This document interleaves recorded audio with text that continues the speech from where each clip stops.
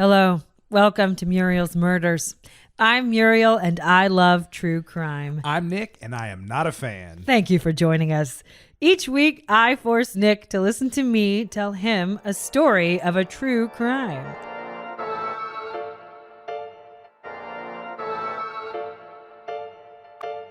This week, we talk about scandal, betrayal, lust, and Lutherans. Okay. All right. That sounds very salacious. We haven't done a love triangle thing yet, I don't There's think. a love triangle involved? Wow. Well, I can't tell if you're being sarcastic. I'm not. I'm pumped. I'm actually... Really? Yeah. That's great. That's just hilarious. I don't know. I mean, I'm sure it's going to end up not being funny, but a love triangle, that's okay. You know why? Because love is in the air, because we have other love to spread. We would like to thank the newest members of our Patreon, Brendan, Melissa, and Hallie. Yes. And thank you to everyone for leaving great reviews on Apple Podcasts. We're a tiny podcast and it helps us a ton. So thank you. You are special to us. We love you. Okay, back to the show. And remember, this is a true story involving murder, violence, drugs, adult themes, etc. So if any listeners are like Nick and you don't want to hear about those kind of things, please consider listening to a different podcast. And we'll probably end up using swear words, so please consider yourself warned. All right, Nikki, are you ready to hear this story? No! Okay, let's get started.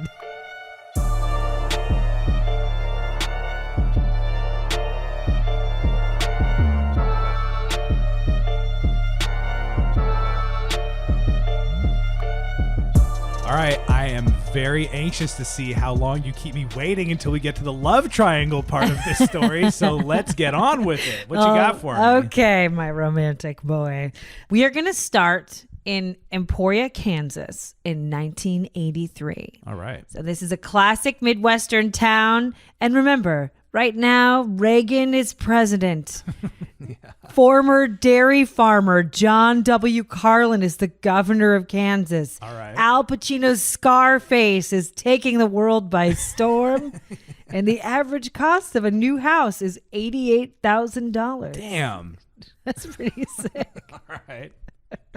So Emporia, Kansas is a mid-sized town in about 25,000 people. So it's not really a small town. It's like, it's a city. Early in its history, it was the first city in Kansas to have 2 colleges. Whoa. So it used to be called the Athens of Kansas.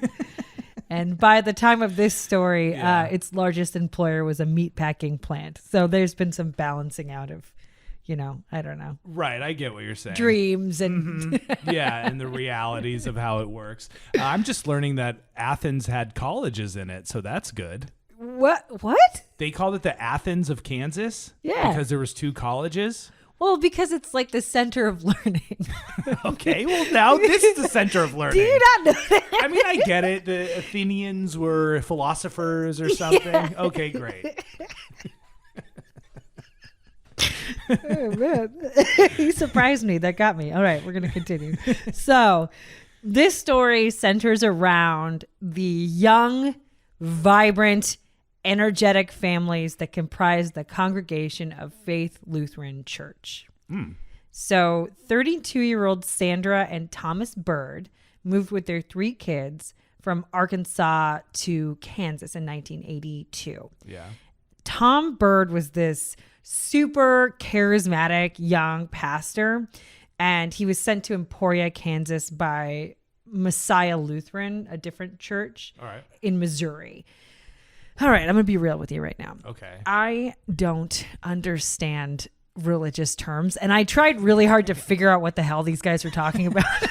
So you're like, I'm sorry, Jesus? No, that? It's like all of a different thing. So there's in the Lutheran Church, there's a thing called a synod that's like, I think it's like a diocese, like one of those. Like an organizational body of people. And yes. Different deacons and ministers. Pastors and reverends. I was like, what is going on? So basically what's going on is the Missouri Synod runs Messiah Lutheran, right? And that body, along with the people who run Messiah Lutheran, decided that Messiah Lutheran had been growing so much in Missouri, they wanted to set up a sort of sister church in Kansas. So they took some of those resources and one of their pastors, and they sent them over to Emporia, Kansas to start a new church. Got it. And this guy is like dynamic as anything, right?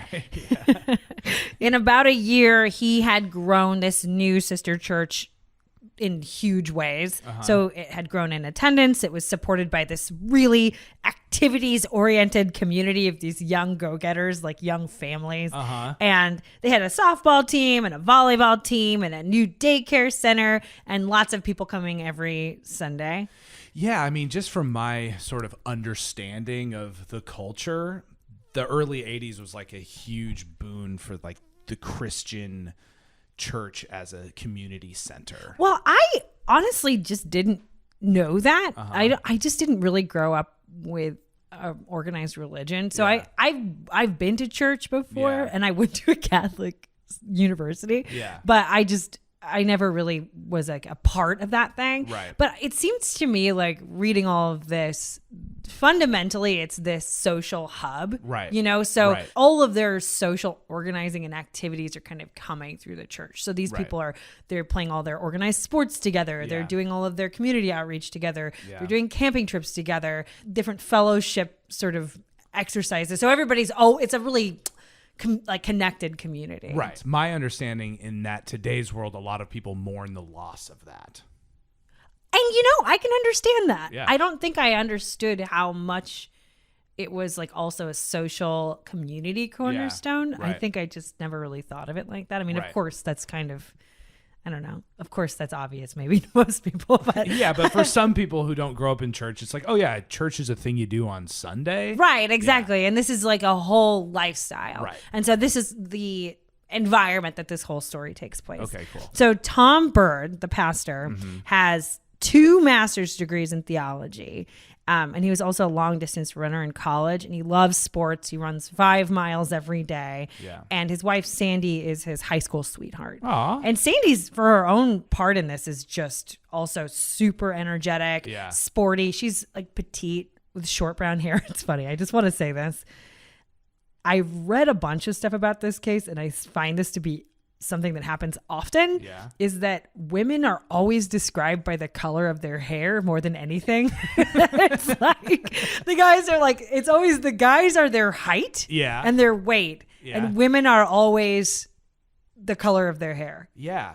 I couldn't, it's hard to find more about her, but she's really interesting. She has a master's degree in Yeah. mathematics, and she taught classes at Emporia State University, where she was also studying for an additional degree in computer math, which I think is 80s language for computer science. Sure. Can I say something about the height and hair color stuff? Yeah. That's the question that people ask you if you call 911. Right. I understand that. Yeah. For one person, but I'm just saying for women versus men, they, in a lot of the information that you get in articles, Right. the men are like, he was a medium build, 6'2", 180 pounds, really athletic. And the women are like, she had brown hair. Her hair was blonde. Her hair was short. It's like, doesn't say anything about her. Yeah, I guess people just think like the stature of a man plays into their personality on the equal level that the color and style of a hair defines who a woman is. It's really odd. I think they just think it says a lot more than it does. Right.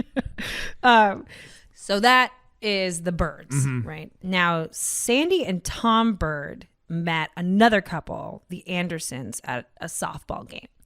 Lorna and Marty Anderson were also young, like in their early 30s. And they had 4 girls, an 8-year-old, a 4-year-old, and a set of 2-year-old twins. Marty was in the Army Reserve, and he worked as a medical technologist at Newman Memorial County Hospital. He was like a big, stocky guy, really athletic also. I mean, I'll just say it like it is. That's all I know. Right. He was batting 4th for the softball team. He was shortstop. He was really into sports and stuff like Yeah. that. He also was on the board of directors for the local Optimist Club. What is a local optimist club? In my notes, when I was reading one of these articles, I wrote, "What in God's name is this?" Just like people who got together who decided the future was going to rock. Yeah. It is. It's a national organization. They have chapters in different states.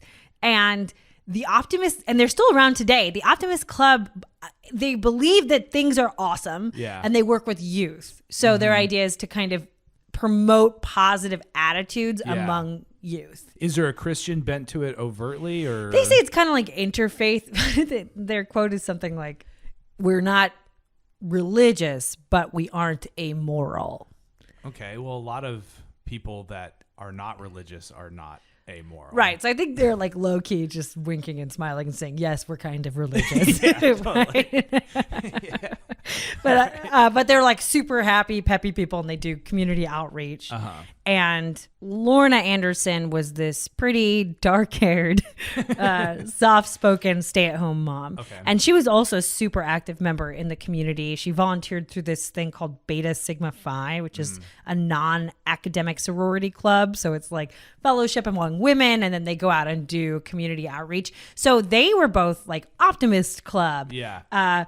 Beta Sigma Phi. Yeah. Plus, they were members of First Presbyterian Church at the time. So they were doing church every Sunday, Bible study, all of the church activities. And that's how they met at the softball game, which is like a church-sponsored softball game. Right. Okay. Got it. So they're busy. Like when we say active, like fun-loving, busy. They have clubs and games and practice. I mean, it makes me feel like I'm the laziest person in the world. Like I was like, oh my God, I'm too tired. Yeah, right. For no reason. Well, we have a lot of Game of Thrones to rewatch. I know. Muriel. We watched like 5 Game of Thrones. How am I going to go, have fellowship?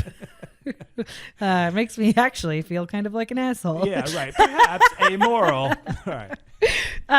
So after meeting the Birds, Lorna sort of checks out the Lutheran church, right? And at this point, the Lutheran church is renamed Faith Lutheran.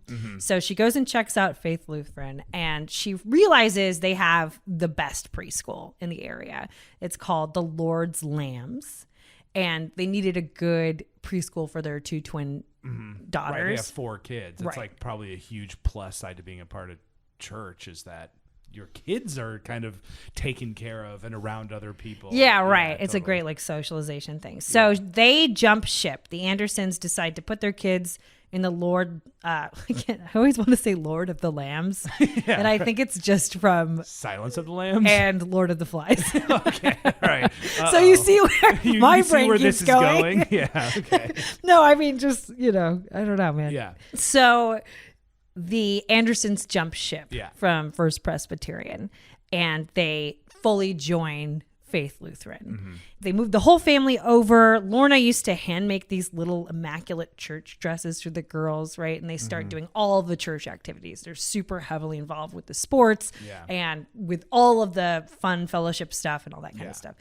And eventually, Lorna even started working part-time as a secretary for the church. So now she has a little part-time job. Her kids go to the preschool, and the whole family is super involved in the church. She has brown hair. She has brown hair. I'm assuming they're white also, I guess. We'll just say that. Yeah. All right. Yeah. So early on a November evening in 1983, Marty Anderson was murdered on the side of Kansas Highway number 177. So Highway 177 cuts through these sort of rolling cattle grazing hills. It's a really pretty little drive. Yeah. And they were out running errands, and they were kind of as a family in the family van with everyone there to look at the autumn leaves and then also run these errands. Oh my God. And he got murdered? Yeah. So basically they were driving home to Emporia. They had run some errands in this nearby town called Manhattan. And then Marty was shot to death during a struggle with an unidentified robber. In front of them? Yeah. His whole family witnessed it? Well, it was dark and the guy had a mask. So the girls just said that they saw like a flash from the gun, but they didn't really see anything else. Obviously, it was really unexpected and super tragic for the whole community. They're a really tight-knit community. Yeah, well, not to mention just completely traumatizing for the family that was right there. Yeah, right. So they had their memorial service at Faith Lutheran. And Pastor Bird presided over it. And Pastor Bird was super close to Lorna and like on her side, by her side during that whole process, which also made sense because he could relate, because his wife, Sandra, had died 4 months earlier in a car accident. What? She had driven off the road on a bad curve and then like crashed off this road, and her car ended up upside down in this river underneath this bridge. So it had crashed like 50 feet below this bridge. Oh, no. So back to back, this church has huge loss. Yeah, basically in the summer of 1983, Sandy Bird had found out she'd actually been promoted at the university, so she'd be teaching more classes in the fall. Mm-hmm. And she and Tom got this babysitter to celebrate, and they were super excited. Yeah. And according to the babysitter, Sandy came home to the house around like 9:30 in the evening to grab a bottle of beer and some whiskey, and just let the babysitter know they'd be home around 10:30. So they're like, we're going to go have a drink, and then we're going to come back. Yeah. And the babysitter says, around midnight, no one was home. And Tom was calling, frantically searching for Sandy. Yeah. And Tom says that basically they went to have a drink at his office, and Sandy likes to take drives at night, so she took off. And he stayed behind at church to work on a sermon for the next day and take a run. He usually takes a run, thinks about a sermon, come home, writes it. And then Sandy was going to pick him up from the church and take him home on her way home, right, from her drive. Yeah. But Sandy never came to pick him up. Oh, so the idea is she was drunk. Probably, right? That's the idea. And so then the next day they found her body next to the station wagon underneath the Rocky Ford Bridge. Mm-hmm. And police said that it looks like she just missed the turn and accidentally drove off the bridge. Am I supposed to be feeling like the pastor in this story is up to no good? If you are listening to any story, you should always think that people are up to no good. Yeah. Okay. All right. I guess it's normal that he just gets drunk at his church office and runs and writes his sermons at night. I mean, that's cool. I like that. As a writer, I can really relate to that. But it also is like, okay, what's going on here? Well, don't quote me on this, but I was going through and I actually ran into a statistic while I was doing this research. Basically, there was a survey taken, and it sounds like Lutherans drink the most out of any other religion in the U.S. Oh, in the U.S. Yeah, no, not in the world. Which it's funny. I didn't. That seems odd to me for some reason. It seems odd to me too. Right? But I don't know. I just read that quote. Yeah. It could be nothing. What am I? I'm just a weirdo. All right. So we're back, November of 1983. Tom Bird does Marty Anderson's eulogy at Faith Lutheran. Mm-hmm. And the community is just pretty devastated by two losses. Yeah. Fairly close to one another. Obviously, Lorna's beside herself. And the local papers start running articles about Marty's death with this sort of skeptical bent to it. Uh-huh. Right. So, like, what was robbed? What was the actual transaction of the actual violence? Right. There were a few things kind of circulating around the event. The main thing was it seemed odd to everyone that on this really desolate stretch of highway, there's not anybody there, that they would pull over in the middle of nowhere and there'd be a robber in the field is the biggest point of like sort of suspicion. Right. And the papers who are interviewing troopers like are seeing that the troopers are also skeptical, and the troopers are, thinking that there's more to this story. Well, are they skeptical of the wife's testimony, like her witness account? And what about the kids' witness account? They're little, they're pretty young, and the only ones who can really, two of them are 2 years old. One of them's 4. So the oldest says that they really couldn't see anything. But why did they even pull over? What's the accounting of the reason they stopped at all? Well, we'll get into that. Okay. So obviously Lorna's devastated. And then when she sees that the newspapers, like these local mom and pop newspapers, are coming out and saying, oh, well, she's suspicious. Yeah. She's beside herself. Yeah. And the church still is rallying behind everyone in the situation. So her best friend, or one of her close friends, Susan Airwort, called the Emporia Gazette, and she says, you guys are messing up Lorna, and she's suicidal because of your article, right? And the Emporia Gazette decided, okay, fine, we're sorry. why don't we have Lorna tell her story to the paper directly and we'll publish that. All right. Okay. So Lorna's story is she was driving the family van down 177 toward Emporia. So Lorna was driving. Yeah. And she had ate something bad in Manhattan, where they were in Manhattan, Kansas. And she had to pull over because she felt like she was going to vomit. And she got out and took the keys with her because Marty, I guess, according to Lorna, was always kind of harping on her that anytime you leave, never leave the keys in the ignition. Marty was sitting right next to her. And they're in the middle of a field. Right. But it's like by force of habit, Okay. right? So she takes the keys with her and she goes out to the field to vomit and she accidentally drops the keys in the field somewhere. So Marty gets out to help her look. And he tells her, go back in the van, turn on the headlights, and shine the lights on me while I'm looking through the field. Yeah.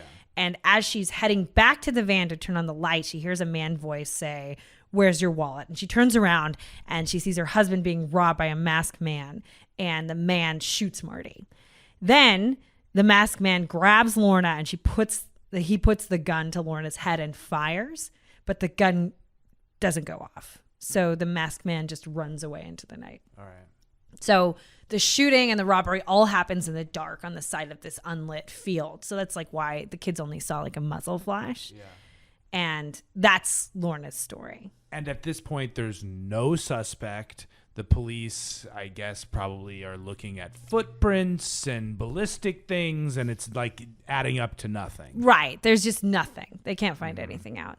And it's important to remember, Emporia is not a small town, but it is a small-ish town. Yeah. And because of the culture, everybody knows each other on some level or another. Yeah. So when the local paper starts publishing things like that, it's like a really big deal. Right. Everyone knows who Lorna is. Yeah. So she's being tried in the court of public opinion already. Yeah. And, she'd only lived in Emporia for about 7 years.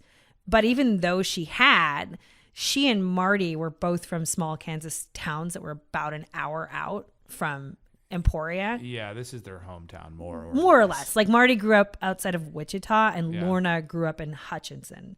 And Hutchinson's like 2 hours from Emporia and 1 hour from Wichita. So they're all kind of triangulated next to each other. Yeah. And because of church and activities and the culture of the time and maybe like not a lot of internet or no internet. I don't really know when the internet was invented. It was not in play quite yet. Well, she was being a math scientist or whatever they called it. A computer scientist or whatever.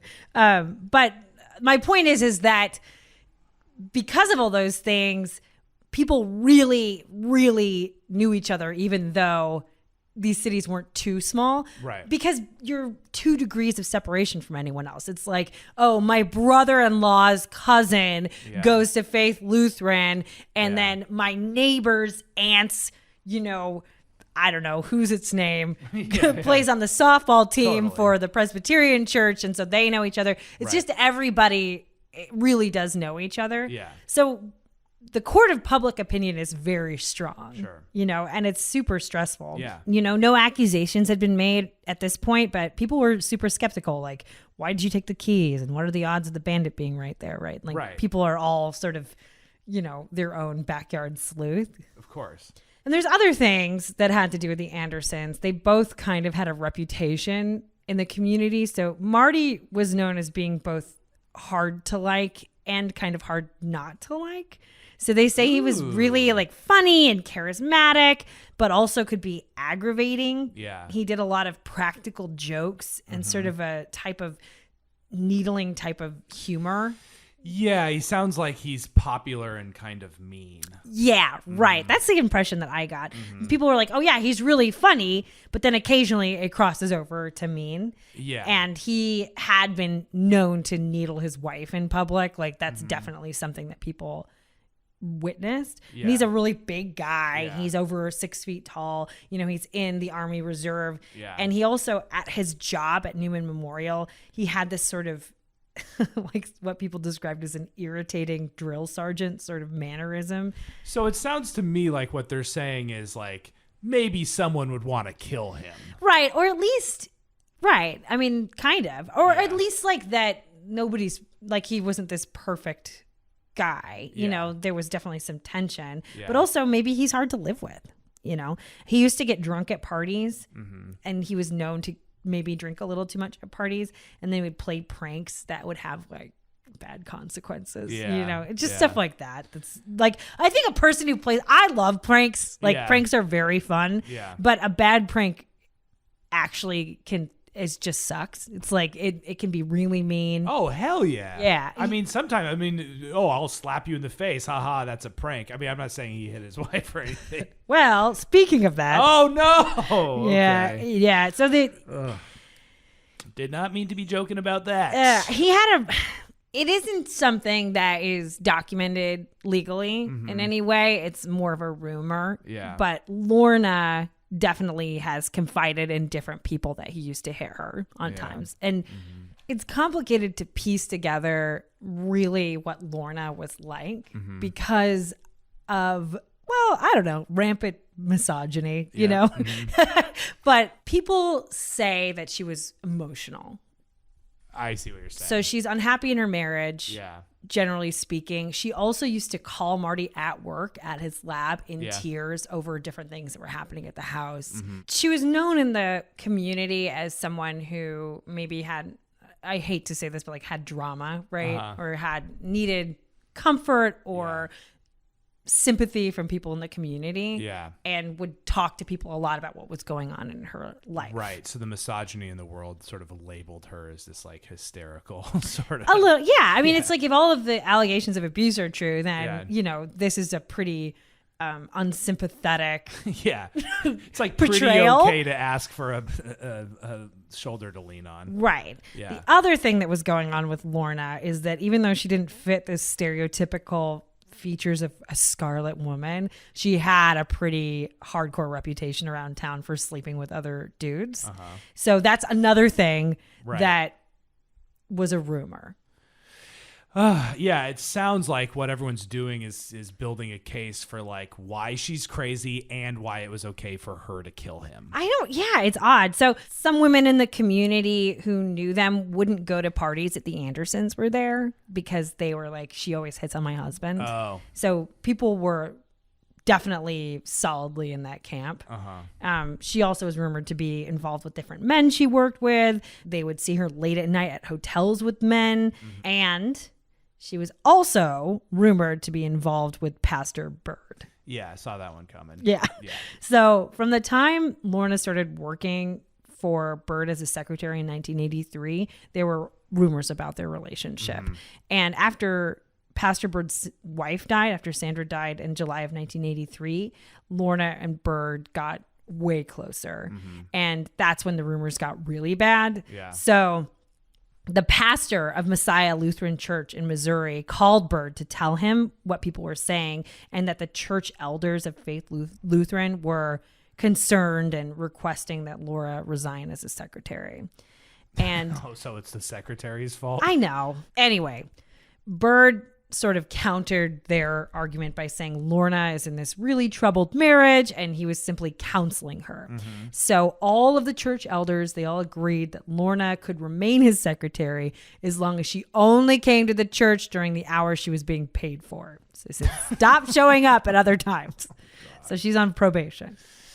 She's like not allowed to come to Sunday service? No. She is. She's allowed to participate in church and she's allowed to work. Yeah. But whatever she was doing in the gray areas, hanging out in his office, she's not allowed to do that anymore. So the one time she's not allowed to be there is the time that she would actually get the counseling that they're saying they believe him.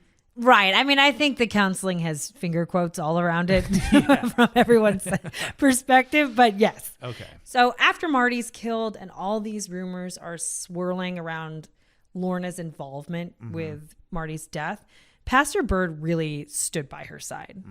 And it's not uncharacteristic for him to do so. So he was known for really valuing what he called people over policy. The Missouri Lutheran Synod is known for being super conservative. And he would say about himself, like, oh, I have a conservative interpretation of scripture, but I don't have a conservative view when it comes to helping manage my congregation. Like he's way more about building people up rather than a religious leader that's more focused on rule breaking or who's being good in the congregation and who's not, you know? Right. It's like our rules are really, really strict, but I'm a chilled bro. Right. Like, He's a we can chill hang bro. out. Like I'm going to be by your side. I'm a stand-up guy, even though the way I interpret the Bible is really hardcore. Right. But he's a chill bro. That's what he says. And you know, for the most part, the congregants really rallied to his side. There was a lot of closeness in this congregation. Yeah.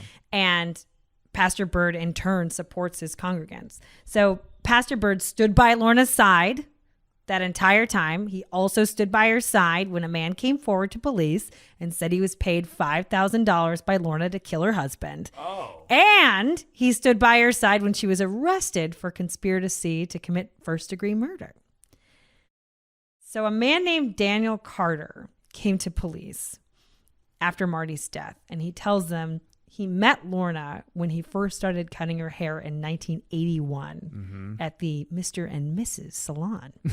So everything started off above board, just hair cutting for about a year. All right. And then in 1982, they started an affair together.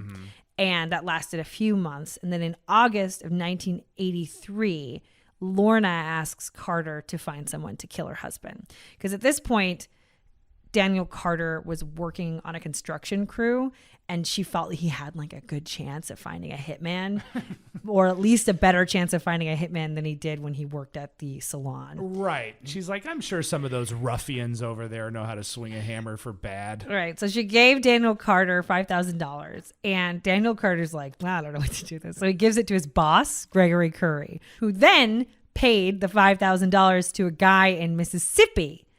And that guy realized that no one could do anything if he just pocketed the money. So he just jacked them for their $5,000. Good man. That guy's probably my favorite person so far in this whole story. So none of those people killed Marty, but they still don't know who did. So now there's a paper trail of people being like, yeah, she's been talking about killing her husband for years. Oh, it gets a lot longer. Oh, God. And at this point, Lorna pleads innocent to conspiracy to commit murder, but Daniel Carter pleads guilty. Now enters Daniel's brother, Daryl. Uh-oh. So this house builder named Daryl Carter, Daniel's older brother, was also having an affair with Lorna. And Daryl told police that 3 months before Marty's murder, Lorna asked him to meet with Pastor Bird. And when Daryl met the pastor at Faith Lutheran, Bird asked him if he would be down to help with a murder plan that was already in progress. Now, he didn't do anything. Oh, thank God. I mean, is he a murderer? Is he up to no good? No, I think basically both the brothers are coming forward saying they were like somebody tried to get them to murder someone, but they didn't do anything. And they're like, Right. my bad. We should have told you in the first place. We didn't, but now we are. But also, why them? What about their personality or their past made them seem like killers to these people? Just they worked in construction? Yeah, I think so. I think that's literally it. And these construction workers are like, yeah, you know this girl that we're both hooking up with? She wants me to murder this dude. The priest is involved. They're all sloppy. Like, I'm going to keep sleeping with her, but that's it, man.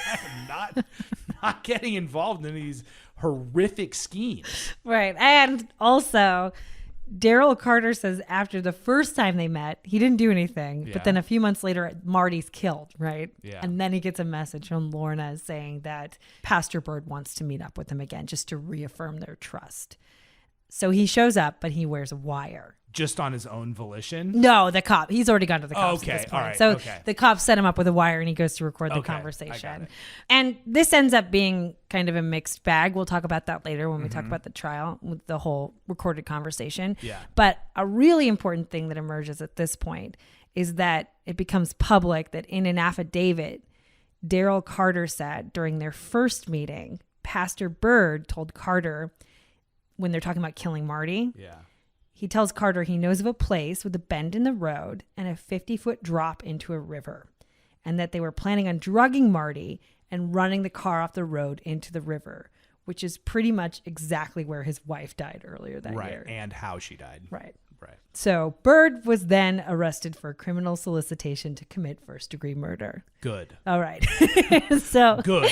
both of them are in jail. And members of the church posted his bond and rallied around him. They love Pastor Bird. They called the whole thing a terrible mistake. Oh, really? Yes. And not the devil's work. They're like, this is an oopsie, They not say a it's divine plan to tear down their Christian leader. It's all a big misunderstanding. Daryl's mistaken. This doesn't make any sense. I'm sure he didn't have anything to do with it.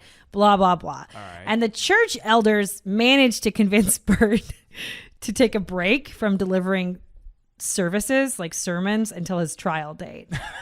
Right? They're like, okay, you can come back, but maybe you shouldn't do these sermons. Yeah, right. No more office hours also. Right. But Bird's trial date gets postponed and he gets antsy and he says, well, I'm just going to retake the pulpit. And he starts delivering sermons again. Whoa, so against the wishes of his higher ups. I mean, he has the authority to do it, you know, so they're more or less just saying that's a bad idea. Right. And then he's saying, hold my Diet Coke. I'm going to do it anyway. Yeah.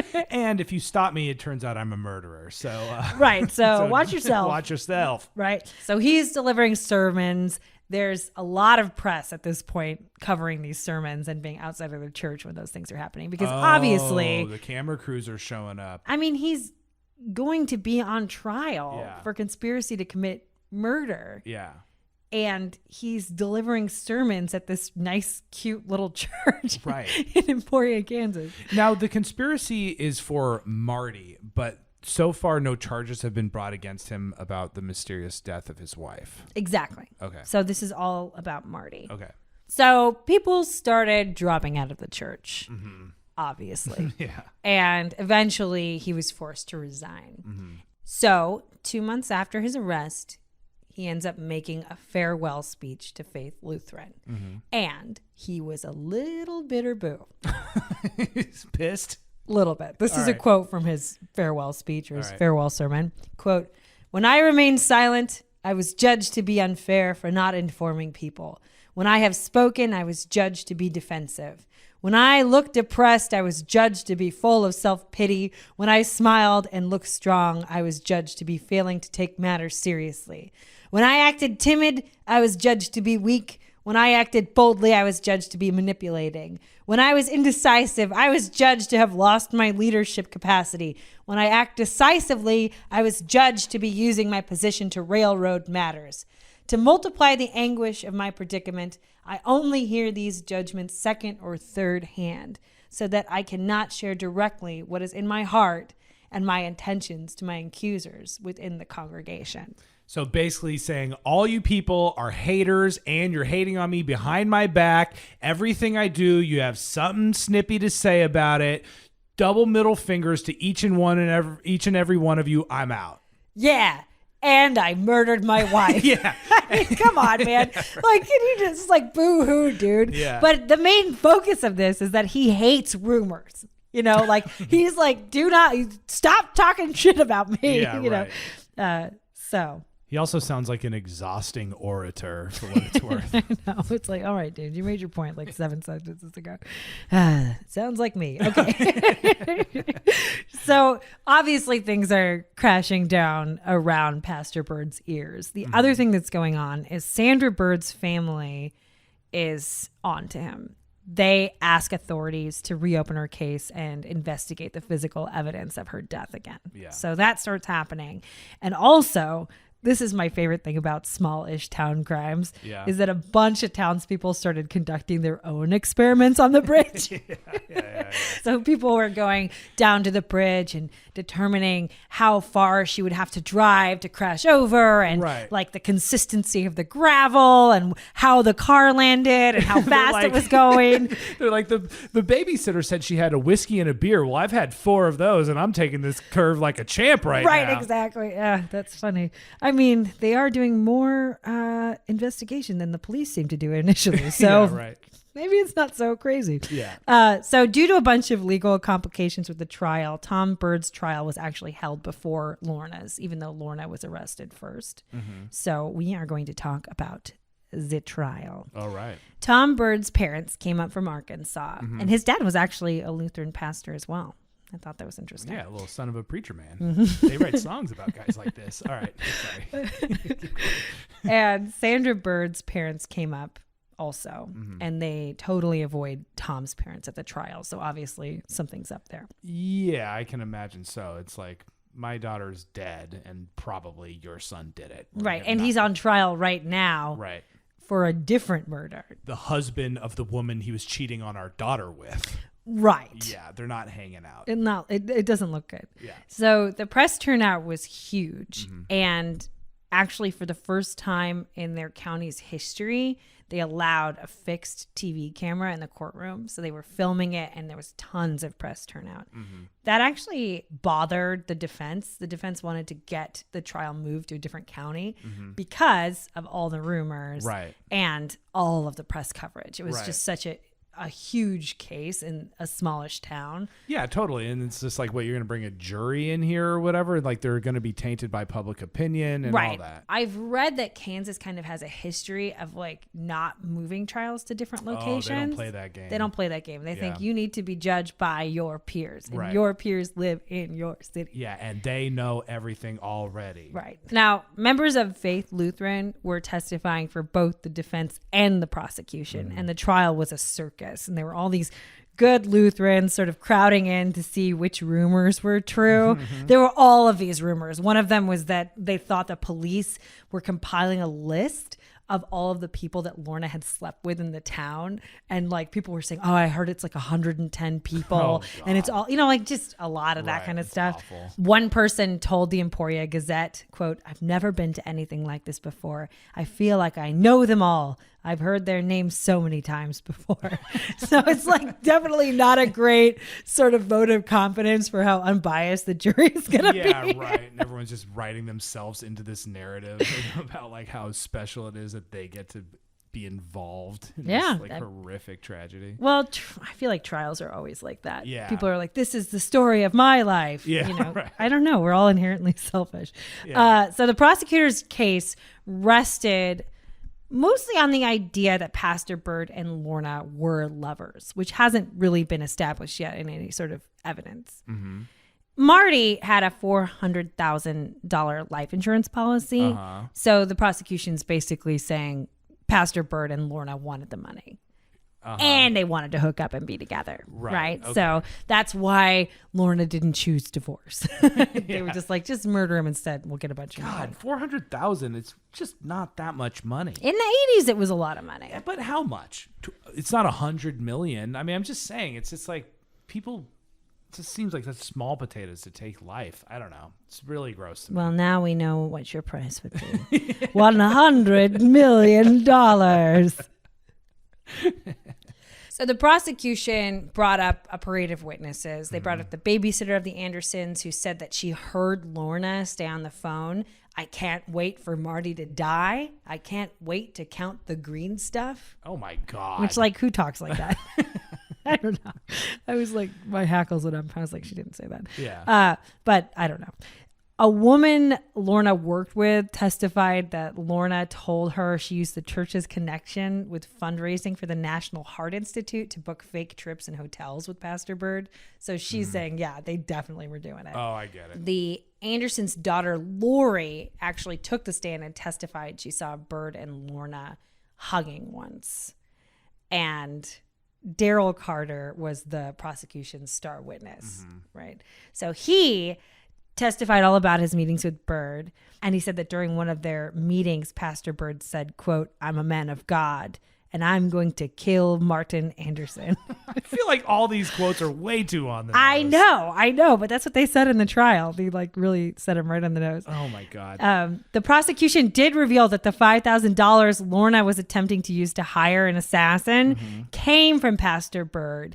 More specifically, it came from Sandra Bird's life insurance policy payout. So he used that money to pay for someone to kill Marty's. Well, I guess that's an investment. He's like, I made this profit, take a chunk of it, kill this guy, get that life insurance. I don't know. That's very horrible. I know. I don't know. I mean, that's what this person is, I guess. Just some Horrific capitalist? I don't know. All right. Daryl also testified that Lorna had actually asked him to kill Marty for the first time a year prior to his death.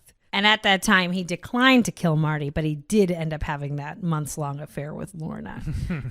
So now Pastor Bird takes the stand. All right. And, he says the first meeting that Lorna brokered between the two men, between himself and Daryl Carter, was to talk about kids in the youth group working at Carter's fireworks stand in the summer, which is like, yeah, right. Lorna brokered that meeting to talk about the fireworks stand. Yeah. Come on, man. Okay. And then basically Bird told the court that during the second tape meeting with Carter, he simply wanted to confront Carter for spreading rumors about him. He said the reason why he arranged the second meeting with Daryl Carter was because he knew that Daryl Carter, who was married, was having an affair with the chick who ran the Lord's Lambs preschool, and that Bird wasn't the only person someone could spread rumors about. So he just oh my God, wanted to have this meeting to just threaten him a little bit. Yeah. Not super Christian, my dude. Yeah, he's like, don't worry, we were not talking about killing anyone. We were just insanely petty. Right. Just arguing about who's sleeping with who, and then I know your secrets, right? Can I just also interject with one thing? What? Being a kid in the 80s and working at a fireworks stand must have been one of the most fun things in the whole world. I completely agree with you on that. Okay, so remember what I was saying about Daryl Carter wearing a wire for their second meeting? Yeah. Here's the thing. He wore a wire and they talked, but Pastor Bird used this sort of like bullshit coded language the whole time. Yeah, right, so it really came out as a wash. Like he didn't really get him saying anything specific on this wire. Right, like all those tapes of the mafia dudes being like, yeah, we got some mortadella over here. Right, and they're just talking about like the guy who's dead in the freezer. Yeah, it's basically like that. Sure. So the prosecution marches on. They also present love letters from Pastor Bird to Lorna that they found in Lorna's underwear drawer. And they read these letters out loud. And Pastor Bird says that they were simply an expression of authentic Christian love. Okay. All right. So this guy is like kind of a bullshit artist, I think. Yeah, I would say so, unless a bunch of other women from the church also come forward saying, yeah, I have letters from him. They're not love letters. He just expresses authentic Christian love. Well, they didn't come out at trial. All right. Bird also says that anyone who saw them hugging didn't understand that Lorna had self-esteem issues and required a lot of comforting. Oh, so that's why I was caressing her.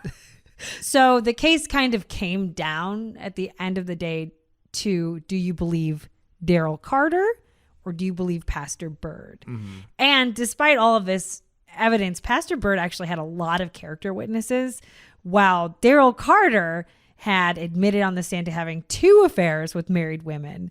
And also, one guy he built a house for took the stand and said that Daryl Carter was the biggest liar in 10 counties. In 10 counties. That's some Kansas shit right there. He was mad about something. But ultimately, Pastor Bird was adamant that he and Lorna weren't having an affair, which everyone knew wasn't true. Right. You know what I mean? Like in their hearts, in the rumors, in the heart of this town, they all know that that's not true. Right. So it really affected this idea of the good character defense. Yeah, right. It's like you're not being on trial for cheating on your wife. So just admit that part. Right. Like it's so obvious to everybody. Right. But also it gives you a good sense of how, charged and biased this room is. You know, it also gives me a good sense of how delusional he is, that he thinks that people will take him at that word. Yeah.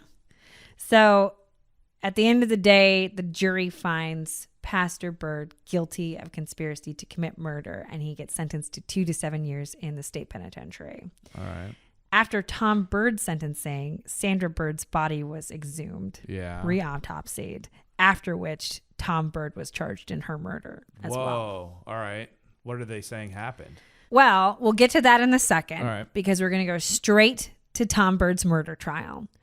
But I just wanted to throw in a little piece of information. There was a lot of drama right at the beginning of the trial because during Tom Bird's first trial for conspiracy to commit murder, turns out Lorna had moved back to Hutchinson, Kansas, and gotten remarried. Damn, that was fast. To who? This guy, he was a super, super Christian dude, and he sang in a gospel quartet. And his name was Randy Eldridge. And they got married and she moved back home. Whoa. So back to the trial. The trial starts for the murder of Sandra Bird. Yeah. And the prosecution presents this forensic evidence that they collected that suggests that Pastor Bird hit Sandra in the back of the head with a blunt object and then tossed her over the bridge. And then he pushed the car off the bridge. And then he kind of climbed down, grabbed her body and dragged it to the car and left it next to the car. So it looks like she was ejected from the car. Oh my God. What a horrible, horrible, horrible way to kill someone. Yeah. I mean, it's terrible. That is awful. Moving the body afterwards and it's your wife. Oh my God. And the evidence at the crime scene that they present Yeah. is there were no skid marks leading off the bridge. So there was no attempt to stop from the car. There was blood actually on the bridge and dripping off the bridge into the plants underneath. And she didn't have any alcohol in her system at the time of death. The other thing is that the seat of the car was pushed way back. So Sandra Bird was 5'1". Oh, and somebody taller had to be driving the car. Yeah. And I gotta say, I'm pretty surprised that didn't come up when they were investigating her death. Yeah, initially? Yeah. I know. That seems like a lot of physical evidence that they were just well, she probably just fell off anyway. Right. That's really, really trippy. So Pastor Bird is convicted of first-degree murder and sentenced to life in prison. Good. I mean, do you have any reason to believe that he's innocent? The arguments for him were that it was mostly circumstantial evidence. So they didn't have recordings, fingerprints, confession, anything like that. It was a lot of circumstantial evidence. Yeah. So that's the argument. Okay. And then the other argument is that he didn't get a fair trial because there was so much press around it. So I'm not saying anything, but I would be remiss if I didn't say that that's what the argument is against this conviction. Right. And that's fair. So a month after Bird's murder conviction, Lorna's conspiracy to commit murder trial began. And she took the stand and she said, I believe it was in June 1983, Thomas Bird and I met with Daryl Carter at Faith Lutheran Church. During that meeting, we discussed various ways of murdering my husband, Martin Anderson, because this chick had struck a plea bargain while no one was looking. Oh, yeah. So after all that, she just went up and just admitted to everything. Yeah. She also set the record straight. She says she and Bird started an affair in the spring of 1983, just a few months before Sandra Bird's death. To the surprise of no one. I mean, honestly, being a married person myself, I am surprised that it just took a couple months. Well, just a couple of months, and then within a couple of months, both of the spouses are dead? I mean, it's a big...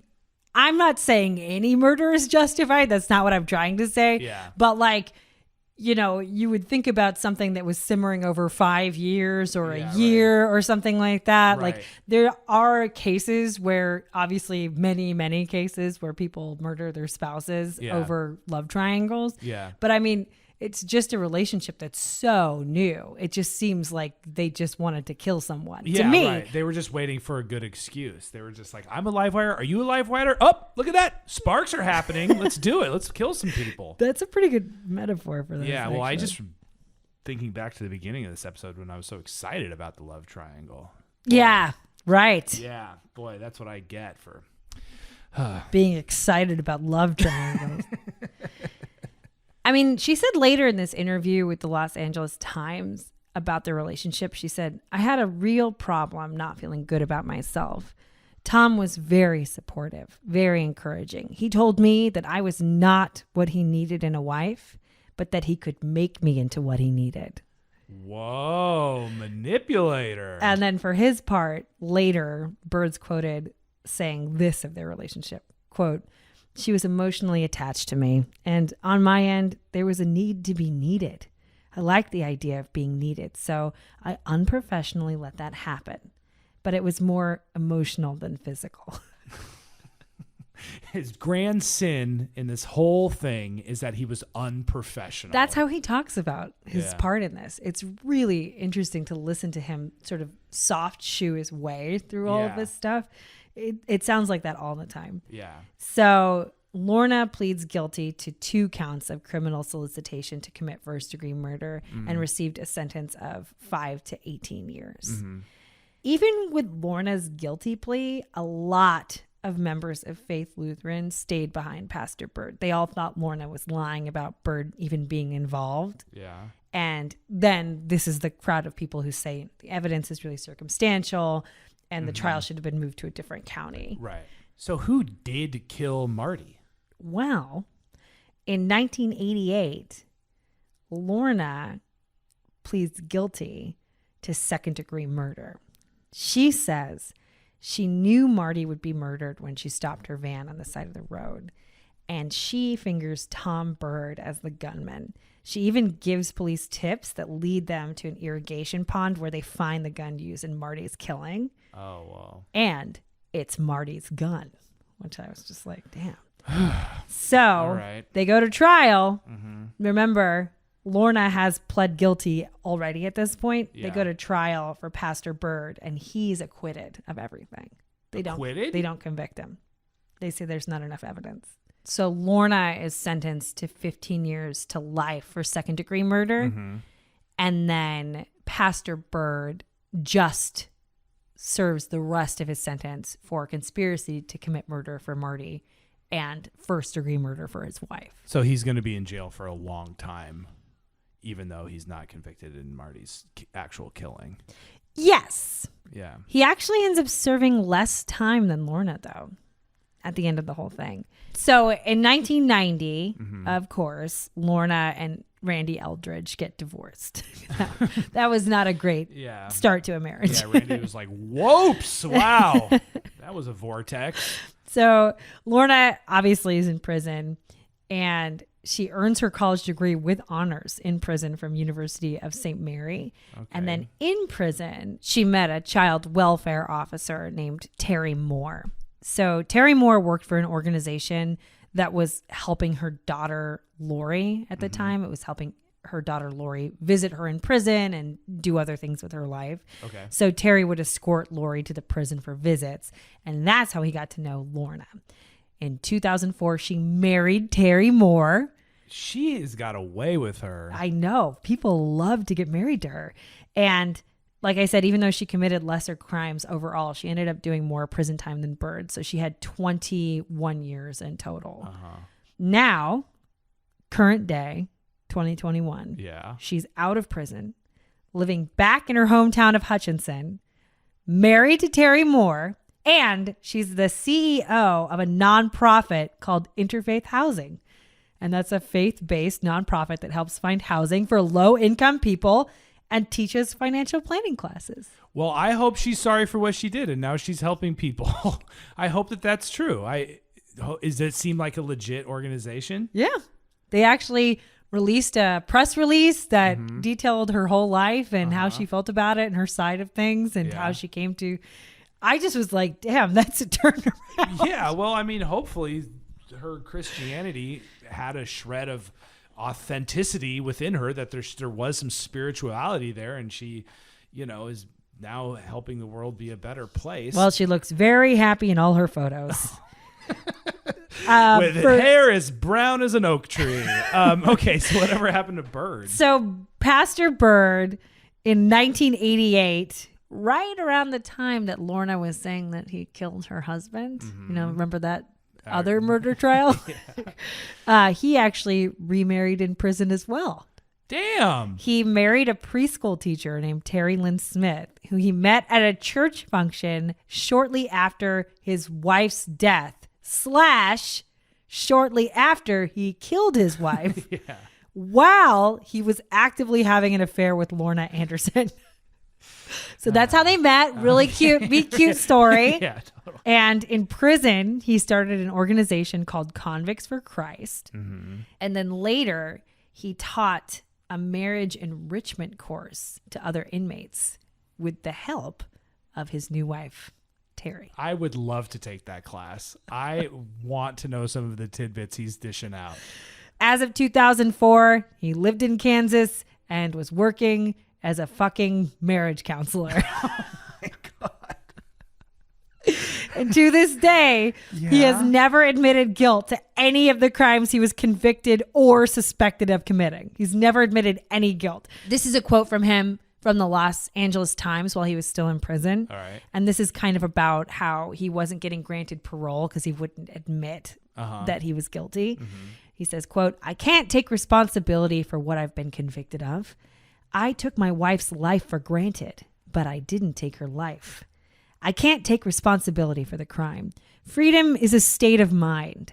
When I'm locked up in here, my freedom has been taken away. But a more important freedom is the freedom from the condemnation of your own conscience. I couldn't leave here and know that I lied just to be free from prison." He is a good guy. He is rock solid. Well, actually, I want to say he's a complete psycho. I don't know. Could he be innocent? I mean, he says he is. I kind of think that he's full of shit, and I'm super mad that he's a marriage counselor. Yeah, I mean, that's and I'm mad that ridiculous. the prison let it. Like it's insane that they have a convicted wife murderer in prison who they're like allowing to teach marital classes, and on top of that, that's the type of thing that helped qualify him for parole. Right. That's what got him out early. I mean, I just feel like the deep horse shit hypocrisy thing. Yeah, it's right. just really epic. There's a guy named Dave Racer who put out a book called Caged Bird, all about how he thinks Pastor Bird is innocent. Also, I'm like, Caged Bird. Maya Angelou took that, dude. You should. It's so weird to Google that. Yeah. It took me a long time to find it because it's buried in the search optimization. So just because I'm feeling petty, there are 7 reviews. Most of them are bad. Here's one of the 1-star reviews of Caged Bird. All right. Okay, the title of the review is, quote, "Bad Beyond Belief." "For the past 20 years, I've read an average of 40 books per year. This book is without a doubt the most poorly written I've ever read. I only hung on through its repetitious hundreds of pages because I was interested in the murders that happened in a familiar locale. Early on, Racer thanks his volunteer father proofreader. He should have sprung for a pro. The punctuation in this book is not to be believed. A 3rd grader could do better. Beyond being poorly written, the book is totally one-sided and defies logic. I think this guy has his own publishing company, which may explain how this sorry work ever got into print." Damn. Well, I will say that I relate to that guy being a self-published writer who can't really write. I mean, I haven't done that, but we're putting out a podcast. You know what I mean? There are parallels.